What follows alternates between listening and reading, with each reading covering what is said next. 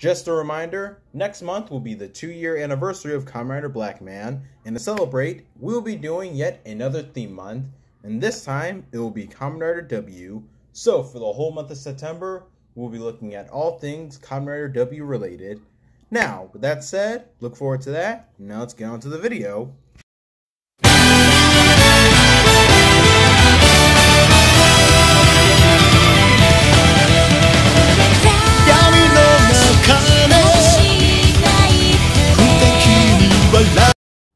Wow.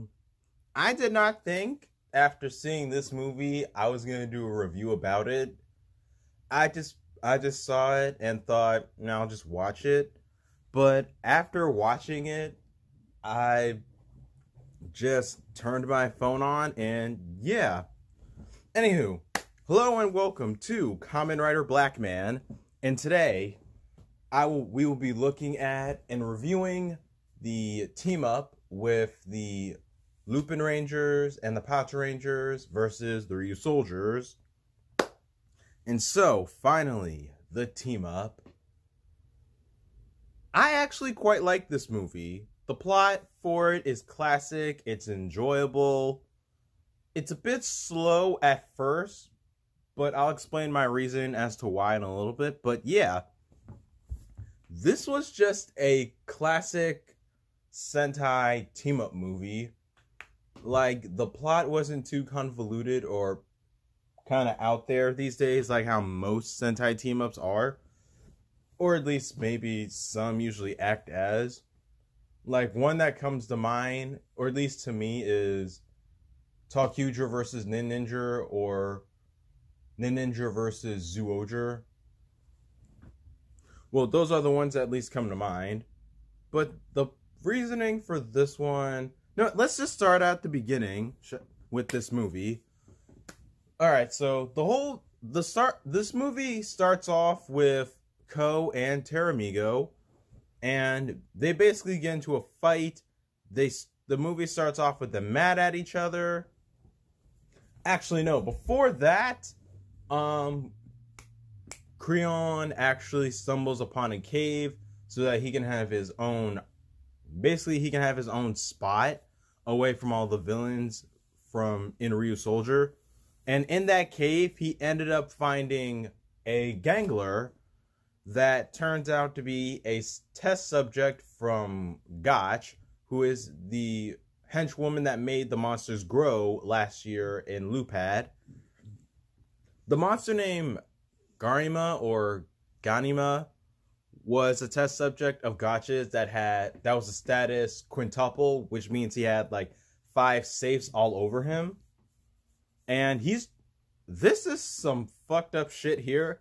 The guy has been locked up in a cage for freaking years, and apparently no one's ever checked up on him or something, and Creole just stumbled upon him, then lets him out. Now, back to Ko and Teramigo. They have a fight because Teramigo doesn't want to take a bath. And my mind, and when I saw that, my mind immediately went to an episode of SpongeBob where SpongeBob was trying to give Gary a bath in so many different ways, so why couldn't Ko try that? But then, thanks to the gangler, Ganima, I believe, I want to say that's his name, Creole created a Minosaur to help him basically gather treasures, and Ganima ends up capturing Teramigo, as well as a few other Kishiryus. This here is Mosarex, Pterodon, Dime Volcano, and Pakigaru. If this was like to have like another flaw, it's that the other 4 Kishiryus, or at least the major ones, they get captured off screen, so we don't really see any conflict that's supposed to come apparently later with Otto and Canelo. But I'll get to that when I get to that. But yeah, 5 major Kishiryus were captured, and yeah, that's about it. There's a Minosaur 2, Toa and Bamba go after that, and first of all, for that, Canelo's actually not even there. why he didn't respond. He was busy with another thing, which further proves my point that he's stupid.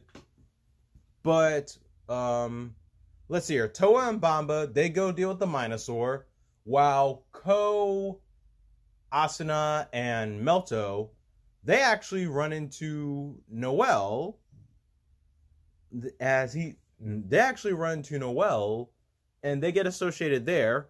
And the monster, I think it was either the Minosaur or Garina, they hit Ko so hard that he goes flying somewhere. For when he hits the ground, he then runs into Kairi, and he nurses him back to health, to say the least. And I guess let's talk about the Lupinrangers for a little bit.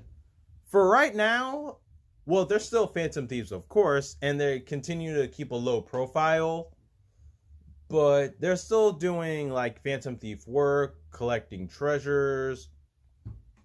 And oddly enough, Noel knows about the Ryusoul tribe and also a little bit about the Ryusoulgers because he has a Ryusoul with him. And how Noel got a Ryusoul is because it was from Arsene Lupin, and he got it from someone from the Ryusoul tribe. And for as far-fetched as that sounds, I believe it, if only because Arsene Lupin in show was a crazy as shit Phantom Thief to get any type of treasure and modifying it into anything.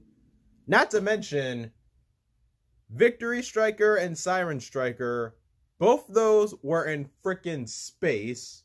So, Arsene Lupin having his connections, I'd buy that.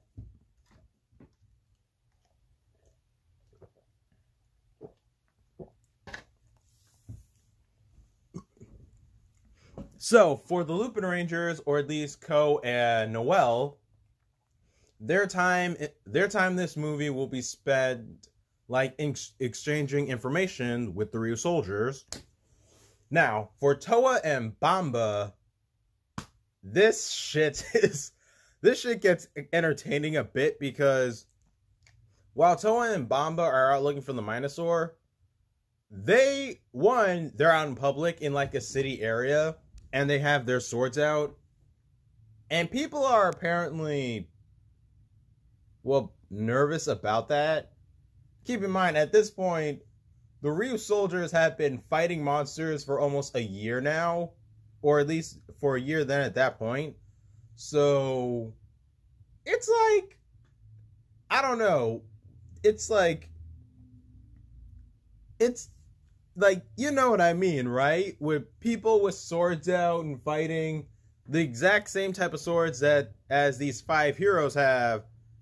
No, people just think that it's a bit dangerous and weird. And Toa and Bamba then meet and get arrested by Keiichiro and Sakia because within a legitimate reason and charge for carrying weapons. I don't know of anything about Japan's weapon laws, but I do know a thing about American weapon laws, or at least in New Jersey. Yeah, knives are a big no. And for Toa and Bamba's time with the police, I don't know why, it's just kind of cool just seeing them when they're brought into questioning. Like, Bamba's just cool about it, saying he's not talking, and Toa is at least more considerate enough to try to talk it out with them. Bamba not so much. He's just saying no, and he won't say a freaking word. And let's be real right now. They've been out in the normal world for how long, and they have yet to encounter cops. And to make it even more ridiculous, when they get a monster alert of the Minosaur, Bamba fucking makes a scene and knocks Keiichiro out and steals his sword back and gets out of there. Because Bamba's a straight gangster. Anywho, where else? Now for the other heroes in this movie, Tsukasa runs into Canelo because he didn't get an alert. I don't know why he didn't get an alert about Monster Rex getting captured. But yeah, Tsukasa runs into Canelo, and they eventually run into Toma. And when a monster attacks, a restaurant where Toma's working at for a cover, everyone morphs, or at least Tsukasa and Canelo, they morph to deal with the monster. This is one of the things about this movie that kind of makes it, drag a little bit and seem a little bit slow. Like, the previous Sentai, it takes a while for them to eventually morph. Like, they just don't do so early on. Like, Noelle didn't early on. The Patoranger, some of the Lupinrangers, really, they don't morph early on. Speaking of which, for some time in this movie, Ko and Kairi, they get acquainted. But yeah, one of the slow parts in this movie is that the previous Sentai takes a little while until they decide to morph to fight a monster. But yeah, pretty much. For Yumika, she actually gets acquainted with Oto as she's out gathering information on Arsene Lupin for Asuna.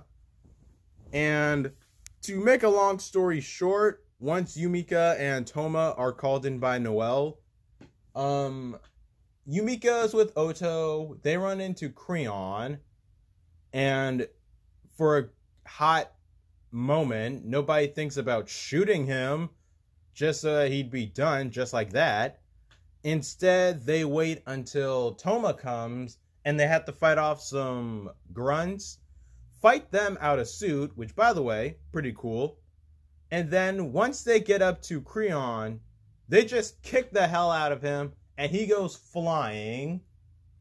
Physics does not work that way, but I was fine with it because that's all they need to do. Either shoot him or hit him, and he would go away. But yeah, once the Patorangers and the Ryusoulgers go deal with, I guess, Ganina.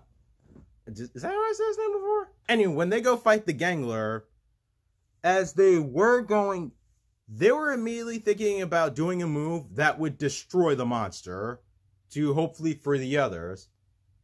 Ganglers don't work that way, of course, we all know. Unless you've seen Lupad or have seen my Lupad review, go check that out.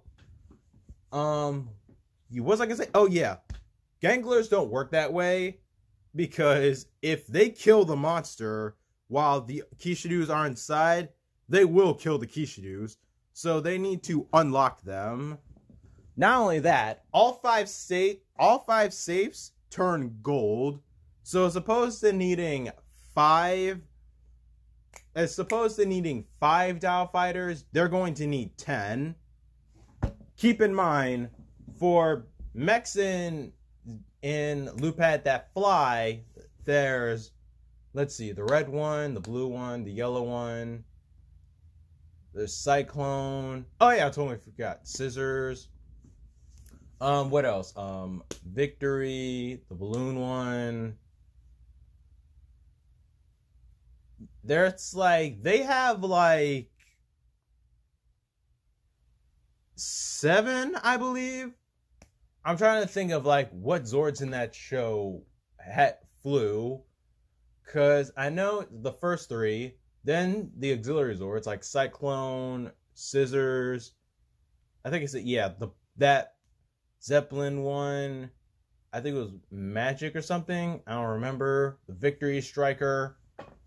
And I'm trying to think okay,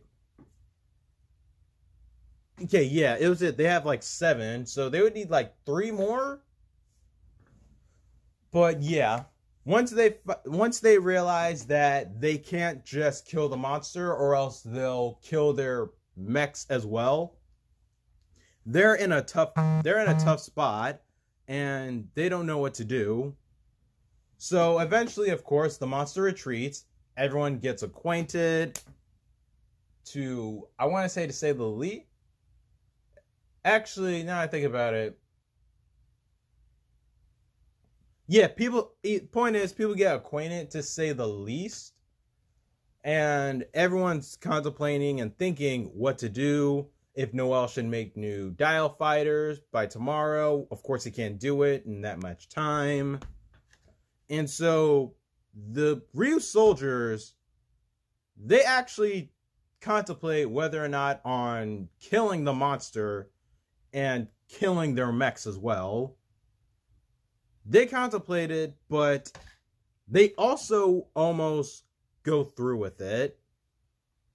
Like, Ko is of course not down with it at all, but everyone else thinks if it's to save the world, they gotta do it. Or at least they should do it. Because one thing the Kishiryus would not want to do is have their powers used for evil.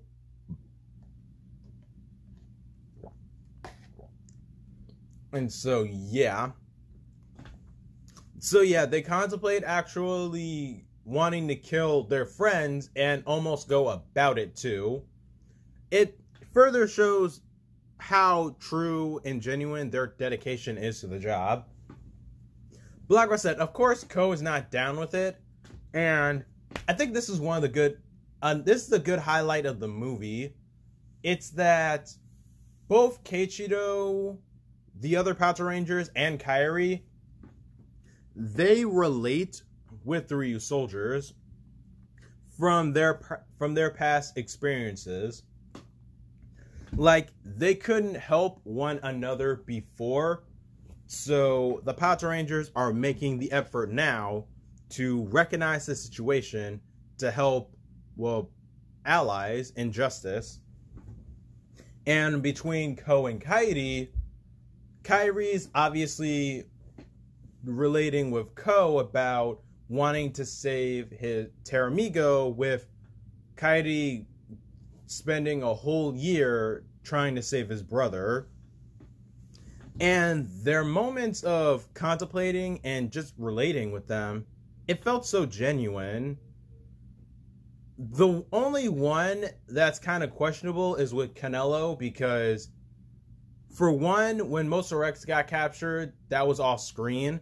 And two, like, Canelo didn't get the call, so he just feels, well, guilty about not showing up when he should have. And for Oto, her guilt kind of comes, like, I don't know, like, she feels guilty about leaving to go out in the human world. But on the other hand, Asuna told her to run out and grab something for her that was going to be extremely useful. So they say it as if they had a fight before, but you really don't get that, considering that all the other times, like, Oto has left, and Mosarex didn't seem to care, so feels kind of out of place now. But the next day comes, and let's see, what's it? The next day comes, and it's the Ryusoulgers first. They show up there, and they start off with a finisher, and one that would have looked pretty cool if they got it done all together. But instead, Ko hesitates and doesn't deliver the finishing blow. And of course, the monster strikes back. They get hit hard. They get hit so hard that they demorph. I was about to say, of course, Ko hesitates that he doesn't want to kill the other Kishiryus, especially Teramigo, because now he just wants to make up with him, and I get that. And I guess I'm trying to after just watching this movie, because I literally just got done watching it, I'm trying to understand their sense of chivalry. Of course I get it, but the needs of the many outweigh the needs of the few. But of course this is Sentai, and they're doing the real thing and trying to save everyone. And once that's recognized, like the Lupinrangers show up in their get-ups, revealing they have aliases and that they're really phantom thieves. Then the Patorangers show up and everyone morphs together. And the roll call with all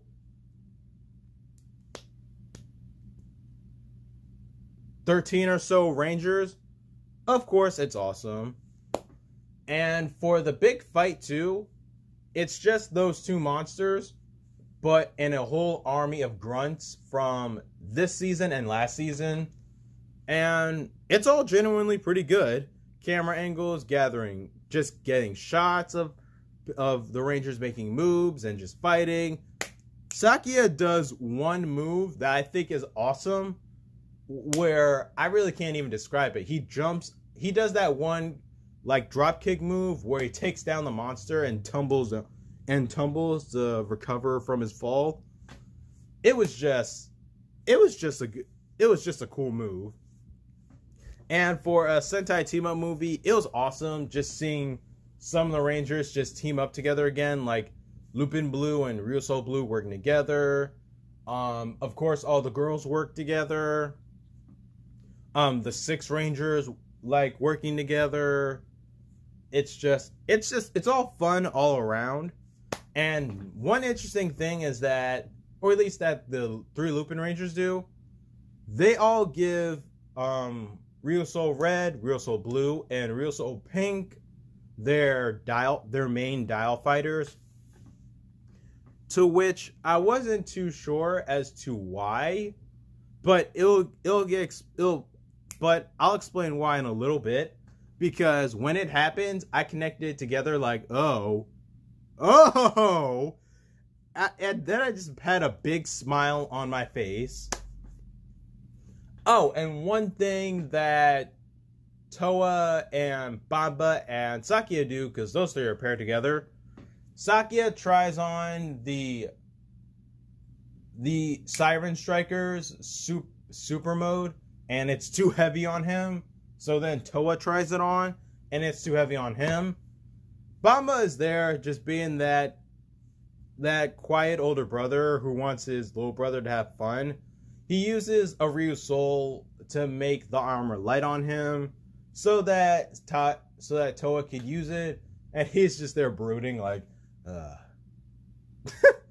Now, for why Ko, Asuna, and Melto had dial fighters, it's because Noel created 3 Lupin Souls, which are Lupinranger version Ryusouls, where when those 3 actually insert and activate those souls, they then turn into the Lupinrangers, red, blue, and yellow, because Noel created them from the Ryusoul that he had and from the 3 main dial fighters to basically now they have 10 dial fighters to unlock their Zords.